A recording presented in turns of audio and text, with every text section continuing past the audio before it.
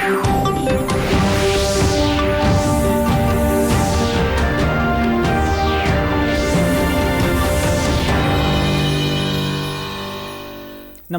उत्तराखंड समाचार में आपका स्वागत है। आपके साथ मैं अखिलेश चंद्र गैरोला। सबसे पहले मुख्य समाचार। हर्षिल घाटी में सूर्या देवभूमि एक्सट्रीम चैलेंज का भव्य शुभारंभ। सीमावर्ती गांवों के विकास और पर्यटन को बढ़ावा देने की पहल। कल से नेलांग घाटी में होगी साहसिक गतिविधियों की शुरुआत।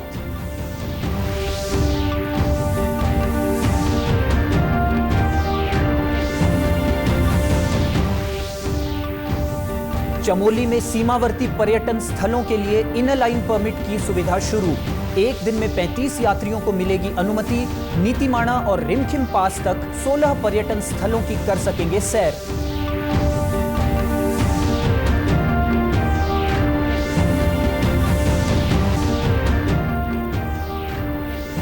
चारधाम यात्रा की तैयारियों ने पकड़ी रफ्तार। बद्रीनाथ केदारनाथ मंदिर समिति के सीईओ ने किया केदारनाथ धाम का स्थलीय निरीक्षण।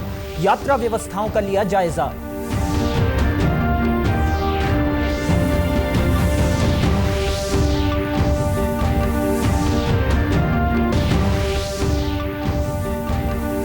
चारधाम यात्रा से पहले सड़कों की जा रही मरम्मत। 739 किलोमीटर यात्रा मार्गों पर 4 एजेंसियां कर रही कार्य। चिन्हित किए गए भूस्खलन संभावित क्षेत्र।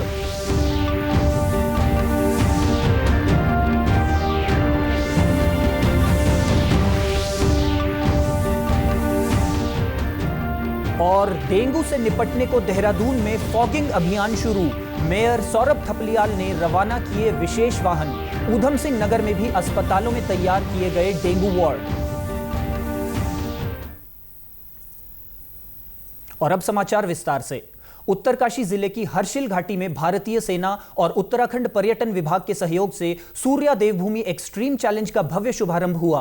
कार्यक्रम की शुरुआत रंगारंग सांस्कृतिक प्रस्तुतियों से हुई। यह रोमांचक ट्रायथलॉन प्रतियोगिता वाइब्रेंट विलेज कार्यक्रम के तहत सीमावर्ती क्षेत्रों के समग्र विकास को प्रोत्साहित करने की दिशा में एक नई पहल है। नेलांग घाटी से 18 अप्रैल को साइकिलिंग और दौड़ जैसी साहसिक गतिविधियों की शुरुआत होगी। प्रतियोगिता का उद्देश्य प्रतिभागियों की शारीरिक क्षमता के साथ साथ मानसिक दृढ़ता की भी परीक्षा लेना है। भारतीय सेना के उत्तर भारत के commander lieutenant general DG Mishra ने बताया कि इस आयोजन का मुख्य उद्देश्य सीमावर्ती गांवों को पुनः बसाना और पर्यटन को बढ़ावा देना है। उन्होंने कहा कि उत्तराखंड पर्यटन विभाग के सहयोग से होम स्टे और बुनियादी सुविधाओं के विकास की दिशा में यह कार्यक्रम मील का पत्थर साबित होगा। साथ ही यह स्थानीय सांस्कृतिक विरासत को भी संरक्षित करने में मददगार होगा। हमारे यहाँ पर हमें एक तो प्रगति लानी है, ऊपर से रिवर्स माइग्रेशन लाना है और ऊपर से यहाँ पे जो एक एडवेंचर टूरिज्म है उसके ऊपर जोर डालना है। और ये सूर्य देवी भूमि चैलेंज जो है ये फौज प्लस जो यहाँ पे प्रशासन है, उत्तराखंड सरकार है और जो यहाँ के नागरिक हैं इनके सहयोग से ही काबिल हो सकी है। और हम चाहते हैं कि इसमें जो जो भाग ले वो फर्स्ट ऑफ ऑल तो सक्सेसफुल हो, इसको पूरा तय कर सकें। क्योंकि मैंने सुना है कि ITRA के मुताबिक और जो यहाँ पर साइंस से जो आए हैं जो इसमें रेसों में भाग ले चुके हैं कि इसकी ट्रेल रन शायद दुनिया में सबसे ऊंचे हाइट पर की जा रही है। अनुजा रावत शर्मा ने प्रतियोगिता में भागीदारी पर खुशी जताई। उनका कहना है कि वे एक आर्मी परिवार से हैं और इस तरह के आयोजनों से उन्हें और अन्य युवाओं को नया उत्साह मिलता है। जिस ट्रेल में हम जा रहे हैं तो वो हमें पता चला है कि पहले यात्री लोग सारे उसी ट्रेल में आते थे और उस ट्रेल का हम लोग इस ट्रेल में जाएंगे तो हम भी वही अनुभव करेंगे जो आज से काफी साल पहले लोग करते थे। तो ये भटवाड़ी, गंगोत्री और त्रिचुकी नारायण और बूढ़ा केदार इन सबसे होते हैं। मैंने पहले भी किया है जब मेरे पापा पोस्टेड थे और मैं दोबारा 20 ईयर्स पहले किया था, उसको रिवाइव करना चाहती हूँ। कर्नल हर्षवर्धन शर्मा भी इस प्रतियोगिता में हिस्सा ले रहे हैं। उनका कहना है कि पहाड़ों में इस तरह के आयोजन जरूरी हैं जिससे स्थानीय युवाओं को रोमांचक खेलों से जुड़ने का अवसर मिल सके। बाकी फौज में रहते हुए हमने ये पहाड़ और ये जो जंगल है ये बहुत चले हैं अलग अलग टेन्योर में, तो ये एक बहुत अच्छा एक्सपीरियंस होगा एडवेंचर के तौर पे। इस आयोजन में लगभग 140 प्रतिभागी हिस्सा ले रहे हैं, जिनमें भारतीय सेना के 77 जवान और 73 आम नागरिक हैं। साथ ही 7 महिलाएं भी शामिल हैं। इसके तहत प्रतिभागी 110 किलोमीटर की दुर्गम पहाड़ी यात्रा तय कर भटवाड़ी तक पहुंचेंगे, जिसमें खड़ी ढलानें, कठिन मौसम और चुनौतीपूर्ण इलाकों से गुजरना होगा। आर्मी के साथ हमारा पुराना रिलेशन है और आर्मी के डिग्नेटरीज ने हमें कांटेक्ट किया to conduct triathlon, which is one of the toughest challenge. And looking at the scale of the event, looking at the mountains and looking at the beauty of Uttarakhand, we immediately accepted the offer to work with our Indian Army, and it is an honor to work with them. To be honest, I'm really thrilled, enjoying all the part of it. Couple of my team members have already completed the entire race while doing the recce. It was really a thrilling and beautiful experience of having Uttarakhand, looking at the beauty of Uttarakhand, all the hills, the trail runs. It is really an adventure. सीमांत जनपद चमोली में चारधाम यात्रा के साथ ही तीर्थयात्री और पर्यटक अब भारत तिब्बत चीन सीमावर्ती क्षेत्र के अनछुए पर्यटक व धार्मिक स्थलों के भी दीदार कर सकेंगे। इसके लिए एक दिन में 35 लोगों को इनर लाइन परमिट पास जारी किए जाएंगे। जिले के सीमावर्ती क्षेत्रों में जाने के लिए 2 प्रकार के इनर लाइन परमिट जारी किए जाते हैं। पहला लोकल ट्रांजिट इनर पास, जिसमें 2 दिन से ज्यादा की अनुमति होती है, जो चरवाहों को ध्यान में रखकर दिया जाता है। वहीं दूसरा इनर लाइन परमिट, जिसमें यात्रियों को 2 दिन का पास दिया जाता है। इस इनर लाइन परमिट से यात्रियों को नीति पास, माणा पास और रिमखिम पास से 16 टूरिस्ट लोकेशंस पर जाने की अनुमति दी जाएगी। इसके लिए ऑनलाइन पोर्टल के माध्यम से आवेदन करना होगा। इसके तहत एक दिन में 35 लोगों को ही इनर लाइन परमिट जारी किए जाएंगे। जिला अधिकारी संदीप तिवारी ने बताया कि पास बनाने के लिए पुलिस वेरिफिकेशन रिपोर्ट, पहचान पत्र, शपथ पत्र और मेडिकल जांच रिपोर्ट देनी होगी। 60 वर्ष से ऊपर के यात्रियों को मेडिकल रिपोर्ट देने पर ही इनर लाइन परमिट का पास दिया जाएगा। उन्होंने बताया कि खराब मौसम होने पर या सुरक्षा की दृष्टि से किसी भी यात्री को परमिट मिलने के बाद भी उसका परमिट रद्द किया जा सकेगा। केवल ऑफलाइन व्यवस्था हमारे जनपद में थी जो एसडीएम जोशी मुड़ जारी करते थे, तो एचडीएफसी बैंक के सीएसआर मद के माध्यम से इस बार हमने ऑनलाइन वेबसाइट डेवलप की है, जिसमें 35 लोगों का हमने कैप रखा है ऑनलाइन का, और इतना ही लगभग 35 का ही ऑफलाइन एसडीएम जारी करेंगे। तो इससे जो सैलानी प्री प्लान्ड अपना विजिट प्लान करते हैं नीति और माणा पास के ऊपर, वो अपना पंजीकरण ऑनलाइन कर सकते हैं। तो उनको एसडीएम ऑफिस में वेट नहीं करना पड़ेगा और अपना समय, निर्धारित समय में वो यात्रा पूरी करके लौट सकते हैं। 30 अप्रैल से चारधाम यात्रा शुरू हो रही है, जबकि 2 मई को बाबा केदार के कपाट खुलेंगे। उससे पहले BKTC यानी बद्रीनाथ केदारनाथ मंदिर समिति के CEO विजय प्रसाद थपलियाल ने केदारनाथ धाम क्षेत्र का स्थलीय निरीक्षण किया है। उन्होंने बताया कि इस दौरान ओमकारेश्वर मंदिर में मदमहेश्वर और तुंगनाथ के कपाट खुलने की तिथि तय की गई। 21 मई को मदमहेश्वर धाम के कपाट खुलेंगे, जबकि 2 मई को तुंगनाथ धाम के कपाट खोलने की तिथि निश्चित हुई है। चारधाम यात्रा की शुरुआत से पहले ही बद्री केदार मंदिर समिति ने पूरी तैयारी कर ली है।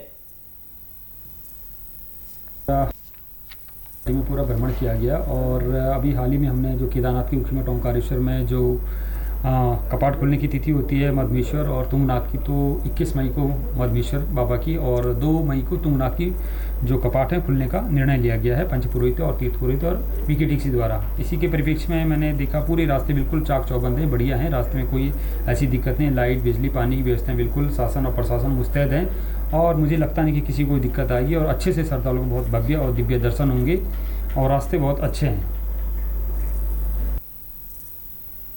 30 अप्रैल से शुरू हो रही चारधाम यात्रा को लेकर लोक निर्माण विभाग युद्ध स्तर पर सड़कों को दुरुस्त करने में लगा हुआ है। लोक निर्माण विभाग के HOD ने बताया कि 739 किलोमीटर सड़क मार्ग से चारधाम यात्रा का संचालन होता है, जिस पर 4 संस्थाएं लगातार काम कर रही हैं। साथ ही उन स्थानों को भी चिन्हित किया गया है जहां पर लैंडस्लाइड होते रहते हैं, उन्हें दुरुस्त किया जा रहा है।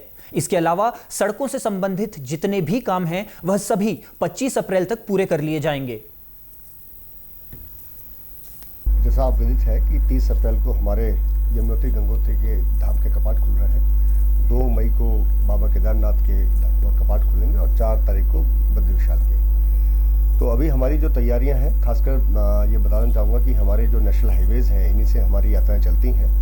तो हमारी 739 किलोमीटर लेंथ है जो हमने आइडेंटिफाई करी, जो हमारी जिस पे हमारी यात्रा चलती है, इसमें NHIDCL, बोर्ड का एक PIU, BRO और NHPWD ये इसको देखते हैं। तो तैयारियां पूरी हैं। अभी जहाँ जहाँ पर NHIDCL के पार्ट्स में जो 4-5 एक बटन लैक्स थे डिस्ट्रिक्ट चमोली में, पागल नाला है, नंदप्रयाग है, कमेड़ा है, तो वहाँ पर भी उन्होंने अपना कोई परमानेंट तो सॉल्यूशन अभी हो नहीं पाया है। वो लंबा एक लॉन्ग टर्म प्लान है, उसकी प्लानिंग है। बट इन द मीनवाइल उन्होंने सड़क को इतना चौड़ा, सचिव महोदय ने भी एक आदेश दिए थे कि आप सड़क को इतना चौड़ा कर दें कि वहाँ से 2 गाड़ियाँ निकल जाएँ। वो भी उनकी तैयारी पूरी चल रही है और 25 अप्रैल तक उन्होंने कहा है कि हम सारी सड़कें पूरी कर, सारी जो काम है पूरा हो जाएगा। राज्य योजना के अंतर्गत कोटद्वार विधानसभा क्षेत्र में 32 करोड़ से अधिक धनराशि से 6 बड़े पुलों पर सुरक्षात्मक कार्य और 4 नई पुलियाओं का निर्माण किया जा रहा है, जो पूरा होने वाला है। बरसात में पुलों को बाढ़ के कारण नुकसान हो रहा था, जिससे बचाव के लिए यह कार्य किए जा रहे हैं। लोक निर्माण विभाग दुगड्डा के अधिशासी अभियंता निर्भय सिंह ने बताया कि बरसात के मौसम में क्षेत्र के कुछ पुलों के पिलर्स पर खतरा मंडरा रहा था, जिनका सुरक्षात्मक कार्य लगभग पूर्णता की ओर है। नई बन रही पुलियाओं का कार्य भी अप्रैल माह के अंत तक हो जाएगा। इस समय जो हमारे कोटद्वार में जितने पुल हैं वो पिछली कुछ बरसातों में उन पर स्काउरिंग की वजह से जो है वो अनसेफ हो गए थे। तो अनसेफ होने की वजह से जो है उनका प्रोटेक्शन के लिए जो है शासन ने स्वीकृतियाँ दी हैं। लगभग 22.5 करोड़ के आसपास हमारा जो है उसमें पैसा सेंक्शन हुआ। वो 6 पुल हैं, उनमें मेन जहां हम अभी खड़े हैं सिद्धबली का पुल है जो हमारा 150 मीटर के आसपास है, और हमारा ग्रास्टनगंज का है, गुलर पुल है, गाड़ी घाट का पुल है, सुखरो पुल है, BL का पुल है। हमारे ज़्यादातर जैसे ग्रास्टनगंज हुआ वो कंप्लीट हो चुका है, हमारा गुलर पुल उसका प्रोटेक्शन कंप्लीट हो गया है, सुखरो का हमारा भी लगभग कंप्लीट है, BL वाला भी हमारा कंप्लीट हो गया। ये पुल जिस पे हम खड़े हैं सिद्धबली वाला, ये अप्रैल के लास्ट तक हम कोशिश कर रहे हैं कि इसको कंप्लीट कर लें। दुर्गापुरी क्षेत्र के पूर्व पार्षद कमल नेगी का कहना है कि BEL के निकट बना पुल भाबर क्षेत्र से सामान लाने ले जाने की दृष्टि से अत्यंत महत्वपूर्ण है। वहीं सिंबल चौड़ निवासी वसंत कुमार शर्मा का कहना है कि सुखरो पुल भाबर क्षेत्र के लिए बहुत महत्वपूर्ण है। इस पुल पर भी सुरक्षात्मक कार्य किए गए हैं। ये सुखरो पुल है और ये यहाँ से सिगड्डी, झंडी चौड़ सभी जगह जा रहा है। यहाँ से हरिद्वार की लाइन मिलती है। ये बहुत महत्वपूर्ण पुल है। फिर दूसरी बात ये है कि यहाँ से आओ जाओ ज़्यादा लगी रहती है गाड़ी, मतलब ये है कि स्कूल का हो गया और अदरवाइज मतलब और भी गाड़ियाँ जाती रहती है, मतलब बहुत महत्वपूर्ण पुल है। स्थानीय निवासी सतीश चंद्र का कहना है कि यह पुल लोगों की लाइफलाइन है। पहले बरसात के समय घरों की ओर पानी आ जाता था, लेकिन सुरक्षा कार्य होने से इस समस्या का समाधान हो जाएगा। सर अब तो सुरक्षा दीवार बन गई तो बहुत अच्छा हो रहा है। सिमलचौड़ का ये पुल भी ये बचाव जो नदी आती है उसके बचाव से रुक जाएगा ये। और अब बहुत फायदा हो गया हमें ये सुरक्षा दीवार से सर। हाँ पहले बहुत घटना घटी थी सर। ये पुल भी टूट गया था।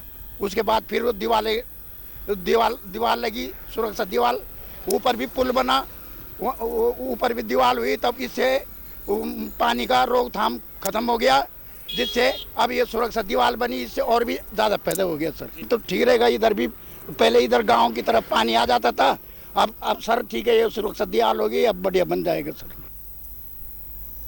राजधानी देहरादून में डेंगू से निपटने के लिए नगर निगम देहरादून के मेयर सौरभ थपलियाल ने फॉगिंग और स्प्रे के लिए कई वाहन रवाना किए हैं। मीडिया से बात करते हुए मेयर सौरभ थपलियाल ने कहा कि डेंगू से निपटने के लिए नगर निगम की पूरी तैयारी है। अभी से ही नगर निगम क्षेत्र में वाहनों को फॉगिंग और स्प्रे के लिए रवाना किया जा रहा है। समय से सभी वार्डों में स्प्रे व फॉगिंग शुरू की जा रही है, ताकि डेंगू मच्छर व पनपने वाले लार्वा खत्म किए जा सकें। संभावना हमें भी लगता है कि ज़्यादा डेंगू फैलने की संभावना है। उसके लिए निगम ने भी अपनी पूर्ण रूप से कमर कस ली है। आप देखेंगे लगातार हमारे 130 तो यहाँ पे छोटी फॉगिंग मशीनें हैं, सारे वार्डों में जाएंगी, गली गलियों में जाएंगी। साथ ही सारे वार्डों के लिए हमने 4 जो हैं वो हमारी जो बड़ी मशीनें जो हैं उसके द्वारा भी फॉगिंग की जाएगी। साथ ही एंटी लार्वा जो हमारे टैंकर्स हैं 5 अभी हैं जो हम आज यहाँ से रवाना कर रहे हैं, और 15 तक हम इस संख्या को भी लेके जाएंगे। ये जो बड़े जो हमारे जो फॉगिंग मशीनें हैं ये भी हम 4 से बढ़ाकर ज़्यादा करने वाले हैं। निश्चित तौर पर देहरादून शहर के अंदर पूर्ण रूप से नगर निगम ने इस समय ठान लिया है कि डेंगू मुक्त अपने निगम को करेंगे। और साथ ही लार्वा के संबंध में जहाँ भी हमको पाई जाती कोई अनियमितता है और किसी भी प्रकार के कोई संस्थान या किसी भी प्रकार से अगर वहाँ पे लापरवाही पाई जाती है तो उसके खिलाफ कठोर कार्रवाई की जाएगी। ऊधम सिंह नगर जनपद के स्वास्थ्य महकमे ने डेंगू, चिकनगुनिया और मलेरिया से बचाव को लेकर समय से तैयारियां पूरी करने का दावा किया है। जिला चिकित्सालय में मच्छरदानी युक्त 60 बेड का एक वार्ड अलग से डेंगू मरीजों के लिए तैयार किया गया है, जबकि जनपद के अन्य अस्पतालों में भी लगभग 10 बेड तैयार किए गए हैं। जिला अस्पताल में रक्त से प्लेटलेट अलग करने वाली मशीन भी उपलब्ध कराई गई है।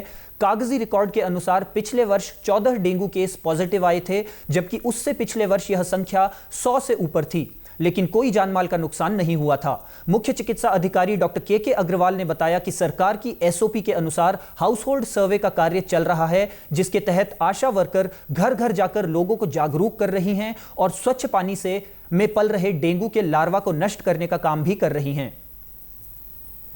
डेंगू, चिकनगुनिया, मलेरिया जो कि तराई का एरिया है, इसमें काफ़ी इसका प्रिवलेंस होने की संभावना रहती है और इनके केसेस को हम मॉनिटर कर रहे हैं, डिटेक्ट कर रहे हैं। अभी तक कोई भी केस डिस्ट्रिक्ट में पॉजिटिव नहीं मिला है, नहीं कहीं से भी रिपोर्ट में पॉजिटिव प्राप्त हुई है।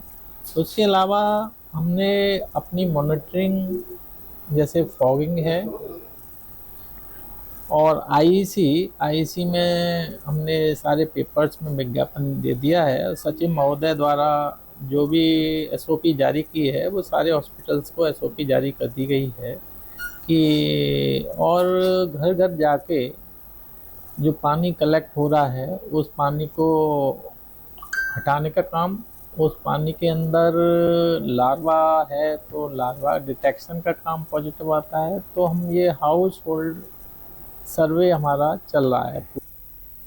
जिला अस्पताल के चिकित्सा अधीक्षक डॉक्टर के सिन्हा ने बताया कि जिला चिकित्सालय में मच्छरदानी युक्त 60 बेड का वार्ड तैयार किया गया है। सभी दवाएं और जरूरी सामान वार्ड को उपलब्ध करा दिए गए हैं। उन्होंने लोगों से अपील की है कि दिन के समय में मच्छरों से सतर्क रहें।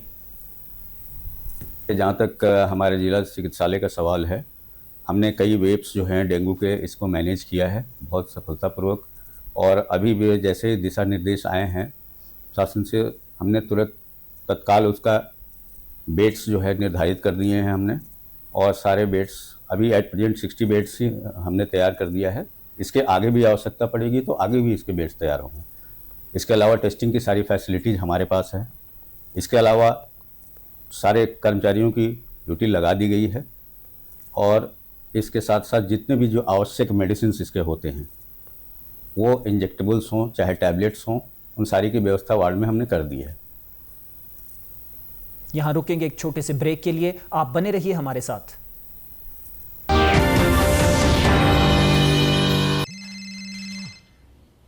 पुलिस? मिस सीमा जी? अभी पुलिस स्टेशन आई है।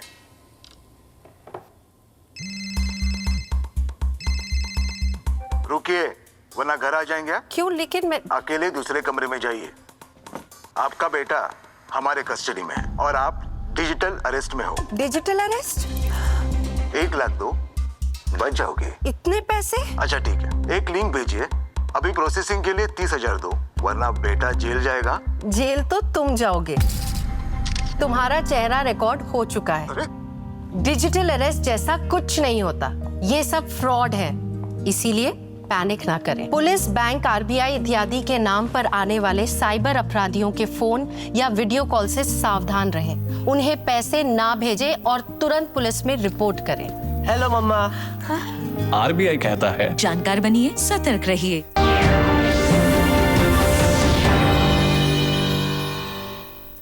ब्रेक के बाद एक बार फिर आपका स्वागत है। सूबे की खेल प्रतिभाओं को आगे बढ़ाने के लिए राज्य सरकार द्वारा स्कूल स्तर से ही अनेक खेल योजनाएं संचालित की जा रही हैं, ताकि प्रतिभावान खिलाड़ी खेलकूद को अपना करियर बना सकें। इन्हीं खेल योजनाओं में एक मुख्यमंत्री खिलाड़ी प्रोत्साहन योजना है, जिसका भरपूर लाभ सरकारी स्कूलों में पढ़ने वाले बच्चों को मिल रहा है। इसी क्रम जनपद चमोली के दूरस्थ ब्लॉक पोखरी में ब्लॉक स्तरीय मुख्यमंत्री खिलाड़ी प्रोत्साहन खेल प्रतियोगिता का आयोजन किया गया है, जिसमें विभिन्न एथलेटिक्स खेलों में स्कूली छात्र छात्राओं ने प्रतिभाग किया। वहीं कार्यक्रम के अध्यक्ष उप जिलाधिकारी अबरार अहमद का कहना है कि खेल प्रतियोगिताओं में पारदर्शिता के साथ काम किया जा रहा है। जनपद में चयन के बाद खिलाड़ियों को छात्रवृत्ति प्रदान की जाएगी। हाँ, माननीय मुख्यमंत्री खिलाड़ी प्रोत्साहन छात्रवृत्ति योजना के तहत आज यहाँ इनका चयन किया जा रहा है। हमारे सहायक नोडल अनूप रावत जी हैं और बाकी इनकी सारी टीम है। ये सारी यहाँ पारदर्शिता से काम कर रहे हैं। यहाँ से चुनने के बाद ये बच्चे फिर जिले में जाएंगे, वहाँ जिले में पार्टिसिपेट करेंगे, जिनके बाद इनको जो भी पार्टिसिपेट करके अच्छा स्थान लाएगा तो उसको छात्रवृत्ति प्रदान की जाएगी। फिर जिला स्तर पर जाएंगे, जिला स्तर से अगर वहाँ से अच्छी परफॉर्मेंस करेंगे, हम तो उम्मीद करते हैं अच्छी परफॉर्मेंस करें, उसके बाद स्टेट लेवल पर जाएंगे, फिर डिस्ट्रिक्ट लेवल राज्य स्तर और इसके साथ साथ सीधे नेशनल स्तर पर जाकर पार्टिसिपेट करेंगे। इस खेल प्रतियोगिता में प्रतिभाग कर रहे खिलाड़ी भी काफी खुश नजर आए। खिलाड़ियों का कहना है कि मुख्यमंत्री की यह अच्छी योजना है जिससे उन्हें खेलने का सामान व अच्छी डाइट की धनराशि दी जा रही है। जो हमारे मुख्यमंत्री जी ये बहुत अच्छी योजना निकाली है जिससे छात्रों को काफ़ी मदद मिलती है अपनी डाइट वगैरह लेने के लिए, और अपने जो उनके जो फैमिली कंडीशन है उसके हिसाब से वो नहीं ले पाते हैं स्पोर्ट्स के लिए सामान, तो वो ले सकते हैं उसके लिए। हमें बहुत फ़ायदे मिलेंगे कि हमारी एग्ज़ाम और हमारे खर्च निकल जाएगा पढ़ाई का, और छात्रवृत्ति मिल रही है तो आगे जाके कुछ फ़ायदा भी होगा उससे, और हमारा फिजिकल भी उसमें बढ़ रहा है। और बस खेल कार्यक्रम के सहायक नोडल अधिकारी अनूप रावत के नेतृत्व में ब्लॉक स्तर के खिलाड़ियों का चयन किया गया। वहीं अनूप रावत का कहना है कि इस खेल चयन प्रतियोगिता में 4 आयु वर्ग में 12 खेल प्रतियोगिताओं को आयोजित किया गया है, जिनमें 2 खिलाड़ियों का जनपद स्तर पर चयन होने पर उन्हें प्रतिमाह 2000 रुपए की धनराशि व खेल का सामान दिया जाता है। माननीय मुख्यमंत्री खिलाड़ी प्रोत्साहन योजना उत्तराखंड सरकार के द्वारा ये चलाई गई है। इसमें अभी ये हमारी विकासखंड स्तर की प्रतियोगिता चल रही है। प्रतियोगिता न कहकर इसको हम चयन परीक्षण है, और इसमें 12 खेल हैं। 12 खेलों में से 14 से 17, 17 से 19, 19 से 21 और 21 से 23 वर्ष तक के बालक बालिकाएं इसमें प्रतिभाग कर रहे हैं। और ब्लॉक से हर खेल में 2 प्रतिभागी छात्र और 2 प्रतिभागी छात्राएं जनपद के लिए चयनित होंगी, और जनपद में जो बच्चा चयनित हो जाएगा उसको मासिक रूप से 2000 रुपये की धनराशि और खेल किट के रूप में धनराशि उत्तराखंड सरकार के द्वारा दी जा रही है। अल्मोड़ा के हेमवती नंदन बहुगुणा खेल स्टेडियम में मुख्यमंत्री खिलाड़ी प्रोत्साहन योजना के तहत अल्मोड़ा नगर निगम के अंतर्गत आने वाले बालकों की 30 meter fly run, medicine ball throw, shuttle run, 800 meter दौड़ और वर्टिकल जंप सहित कुल 5 तरह की खेल प्रतियोगिताएं कराई गईं, जिसमें 14 से 23 वर्ष आयु तक के 72 खिलाड़ियों ने हिस्सा लिया। जिला क्रीड़ा अधिकारी महेशी आर्या ने बताया कि मुख्यमंत्री खिलाड़ी प्रोत्साहन योजना के तहत आज से 22 अप्रैल तक ब्लॉक स्तरीय ट्रायल प्रतियोगिताएं होंगी। इसके बाद 23 से 30 अप्रैल तक मुख्यमंत्री जिला स्तरीय ट्रायल प्रतियोगिताएं आयोजित कराई जाएंगी। यह योजना मेन उन बच्चों के लिए है जो दूरस्थ क्षेत्रों में जो गरीब बच्चे हैं, जिन तक योजनाएं नहीं पहुंच पाती हैं, उन बच्चों के लाभ के लिए माननीय मुख्यमंत्री उद्यमान और प्रोत्साहन योजना की जो ये योजना है वो लागू की गई है सरकार द्वारा। प्रतिभागी खिलाड़ियों ने कहा कि सरकार की ओर से खिलाड़ियों को प्रोत्साहन देने के लिए शुरू की गई यह योजना उनके भविष्य को संवारने का अच्छा अवसर है। काफ़ी अच्छा लग रहा है। अभी तो इवेंट्स चल रहे हैं, अभी डिफरेंट गेम्स के इवेंट्स चल रहे हैं। मेरा बैडमिंटन में है तो उसका अभी बैटरी टेस्ट चल रहा है। बैटरी टेस्ट में जो इवेंट होंगे उसके बाद जिसका सिलेक्शन होगा उसके बाद वो डिस्ट्रिक्ट खेलेगा और स्किल टेस्ट के लिए फिर आगे प्रतिभाग करेगा उसमें। मैं भी खिलाड़ी हूँ और यहाँ पर मुख्यमंत्री उदीयमान जो ये स्कॉलरशिप प्रोग्राम है इसके लिए उसमें मैं फिलहाल compete कर रहा हूँ। और बैडमिंटन में के लिए मैं ये बैडमिंटन की स्कॉलरशिप के लिए मैंने इसमें इन स्पोर्ट्स में पार्टिसिपेट किया है। और ये स्पोर्ट्स बहुत ही कम्पिटिटिव है, चैलेंजिंग भी है, लेकिन साथ में जो इसमें जो स्कॉलरशिप मिलेगी वो मेरे फ्यूचर स्पोर्ट्स में आगे बढ़ने में बहुत हेल्प करेगी। बागेश्वर जिले में विज्ञान शिक्षा को बढ़ावा देने की दिशा में एक नई पहल की गई। उत्तराखंड राज्य विज्ञान एवं प्रौद्योगिकी परिषद यानी यूकॉस्ट तथा अगस्त्या इंटरनेशनल फाउंडेशन के सहयोग से lab on wheels mobile van को विधायक पार्वती दास ने हरी झंडी दिखाकर रवाना किया।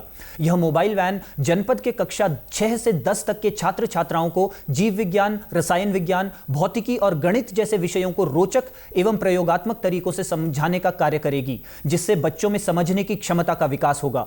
इस मौके पर विधायक पार्वती दास ने कहा कि लैब ऑन व्हील्स से हमारे ग्रामीण क्षेत्रों के बच्चों में विज्ञान के प्रति रुचि बढ़ेगी और वे विषय को और अच्छे से समझ पाएंगे। कार्यक्रम में इग्नेटर पूजा उपाध्याय ने विभिन्न वैज्ञानिक प्रयोगों की प्रदर्शनी लगाई और छात्रों को उनके सिद्धांतों को सरल भाषा में समझाया। उन्होंने बताया कि वे बच्चों को प्रयोगों के जरिए समझा रही हैं कि विज्ञान उनके जीवन का हिस्सा है, जो कि रोचक और उपयोगी दोनों है। देखिए, आज पहले तो आपके चैनल को मैं धन्यवाद करूंगी, और क्योंकि आज इंटर कॉलेज परिसर में आज यह कार्यक्रम जो वैन कार्यक्रम ये पूरे उत्तराखंड में चलाई जा रही है, तो इसके आज हमारे प्रधानाचार्य जी ने दीप जोशी जी ने यहाँ पर भी ये सेवा लागू कर दी है, और इसके माध्यम से हमारे बच्चों को भी सुविधा होगी। हमारा मेन मोटो है कि हमको गवर्नमेंट स्कूल्स में बच्चों को हैंड्स ऑन एक्टिविटी करानी है।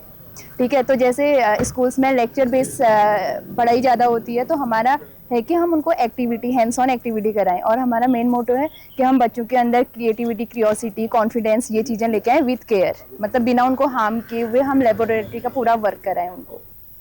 राज्य के 9 जनपदों में शुरू की गई इस पहल से उत्तराखंड के दूरस्थ इलाकों में विज्ञान की अलख जलाने का प्रयास किया जा रहा है। मुख्य शिक्षा अधिकारी गजेंद्र सिंह सोन ने कहा कि इस प्रकार की पहल से छात्रों में वैज्ञानिक दृष्टिकोण विकसित होगा और उनकी जिज्ञासा को भी नई दिशा मिलेगी।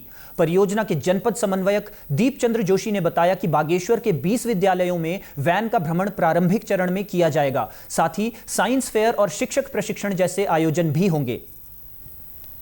विभाग की ओर से पूर्व में प्रयास किए गए थे, कुछ जनपदों में सफल प्रयोग हुआ है। यूकॉस्ट अगस्त फाउंडेशन के निश्चित उसमें तत्वावधान में ये कार्यक्रम चलाया जा रहा है। इसमें जो विभिन्न प्रोजेक्ट्स वगैरह हैं, इससे बच्चों को दिखाने में, और जो साइंस टीचर्स हैं उनको भी इससे एक नई दिशा मिलेगी। वेव्स समिट के अंतर्गत क्रिएट इन इंडिया चैलेंज का उद्देश्य देश के सर्वश्रेष्ठ प्रतिभाओं को सामने लाना है। यह संपूर्ण मीडिया और मनोरंजन स्पेक्ट्रम को कवर करने वाला पहला वैश्विक शिखर सम्मेलन है। इसका आयोजन देश के मीडिया और मनोरंजन उद्योग को बढ़ावा देने और इसके वैश्विक प्रभाव को बढ़ाने के लिए किया जा रहा है। यह एक वैश्विक स्तर का कार्यक्रम है जो मनोरंजन उद्योग के विभिन्न पहलुओं पर केंद्रित है। यह एक ऐसा मंच है जहां फिल्म निर्माता, अभिनेता, निर्देशक, संगीतकार, प्रोड्यूसर और इस उद्योग से जुड़े अन्य लोग एक साथ आकर अपने विचारों और अनुभवों को साझा करते हैं। Innovate to educate handheld device design challenge 4 प्रमुख क्षेत्रों पर ध्यान केंद्रित करता है, जो कि ब्रॉडकास्टिंग और इंफोटेनमेंट, AVGCXR, डिजिटल मीडिया और नवाचार है। इस चैलेंज के शीर्ष 10 फाइनलिस्ट की हाल ही में घोषणा की गई, और ये टीमें वेव्स 2025 के दौरान मुंबई में एक विशेष कार्यक्रम में अपने विचार प्रस्तुत करेगी। विजेताओं को ग्रैंड फिनाले में मंत्रालय द्वारा सम्मानित किया जाएगा।